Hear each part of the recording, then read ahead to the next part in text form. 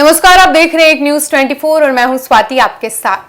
बिहार की राजनीति में एक बार फिर बांकीपुर विधानसभा सीट चर्चा के केंद्र में है। भारतीय जनता पार्टी के राष्ट्रीय अध्यक्ष नितिन नवीन के राज्यसभा जाने के बाद ये सीट खाली हुई है और अब यहां उपचुनाव होना है। इसी सीट को लेकर जनसुराज के संस्थापक प्रशांत किशोर ने बड़ा दावा किया है। उनका कहना है कि बांकीपुर भले ही पिछले 4 दशक से बीजेपी का मजबूत गढ़ रहा है, लेकिन इस बार उनकी पार्टी पूरी ताकत के साथ मैदान में उतरेगी और बीजेपी को कड़ी चुनौती भी देगी। प्रशांत किशोर ने साफ कहा है कि जनसुराज ने सिद्धांत रूप से तय कर लिया है कि वो बांकीपुर उपचुनाव लड़ेगी। उनके मुताबिक ये सिर्फ एक सीट का चुनाव नहीं है, बल्कि बिहार की राजनीति में बदलाव की दिशा तय करने वाला महामुकाबला भी होगा। उन्होंने कहा कि बीजेपी के खिलाफ लड़ाई को गंभीरता से लिया जाएगा और पार्टी घर घर जाकर लोगों से संपर्क करेगी। बता दें कि बांकीपुर विधानसभा सीट पटना शहर के सबसे महत्वपूर्ण इलाकों में गिनी जाती है। ये लंबे समय से बीजेपी का मजबूत गढ़ रही है। नितिन नवीन लगातार 4 बार यहां से विधायक चुने गए हैं। 2025 के विधानसभा चुनाव में भी उन्होंने राष्ट्रीय जनता दल की उम्मीदवार रेखा कुमारी को लगभग 51,000 से अधिक वोटों के अंतर से हराया था। वहीं जनसुराज की उम्मीदवार वंदना कुमारी तीसरे स्थान पर रही थी।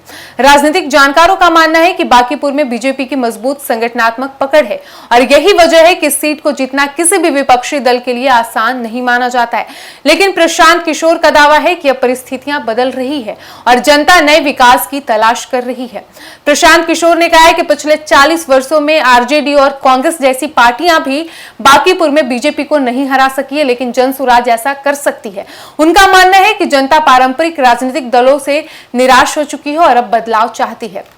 पीके ने आगे कहा कि चुनाव सिर्फ उम्मीदवार के नाम पर नहीं लड़ा जाएगा। पार्टी आने वाले दिनों में बड़े पैमाने पर जनसंपर्क अभियान चलाएगी, लोगों की राय जानेगी और उसी के आधार पर आगे की रणनीति तैयार करेगी। बांकीपुर उपचुनाव को लेकर सबसे बड़ा सवाल यही है कि क्या प्रशांत किशोर खुद मैदान में उतरेंगे। इस पर उन्होंने अभी तक स्पष्ट जवाब नहीं दिया है। हालांकि राजनीतिक गलियारों में लगातार चर्चा है कि ये पहली बार होगा जब वो खुद चुनाव लड़ सकते हैं। यदि ऐसा होता है तो उनके राजनीतिक करियर का सबसे बड़ा चुनावी इम्तिहान होगा। प्रशांत किशोर ने कहा है कि उम्मीदवार कौन होगा वो बाद में तय किया जाएगा। फिलहाल उनका पूरा ध्यान संगठन को पहले से अधिक मजबूत करने और जनता तक पहुंचने पर है। इससे पहले 2025 के बिहार विधानसभा चुनाव में जनसुराज को निराशा हाथ लगी थी। पार्टी कोई सीट नहीं जीत सकी थी। हालांकि उसे कुछ इलाकों में अच्छा वोट प्रतिशत जरूर मिला था। ऐसे में बांकीपुर उपचुनाव जनसुराज के लिए अपनी राजनीतिक ताकत साबित करने का बड़ा अवसर माना जा रहा है।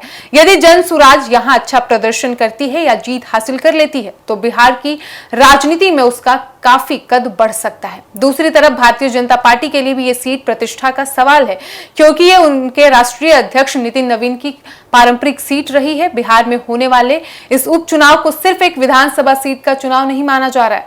इसे आगामी राजनीतिक समीकरणों और जनता के मूड की परीक्षा के रूप में भी देखा जा रहा है।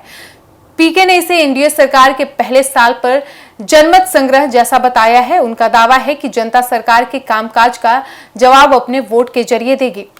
फिलहाल बांकीपुर में राजनीतिक गतिविधियां तेज हो चुकी है। बीजेपी अपनी सीट बचाने के लिए तैयारी में जुटी है, जबकि जनसुराज इसे जीतकर बड़ा राजनीतिक संदेश देना चाहती है। ऐसे में आने वाले दिनों में यह मुकाबला बिहार की सबसे चर्चित चुनावी लड़ाइयों में से एक बन सकता है। फिलहाल इस वक्त की खबर में इतना ही और ऐसी ही तमाम खबरों के लिए बने रहिए हमारे साथ और देखते रहिए एक न्यूज 24। धन्यवाद।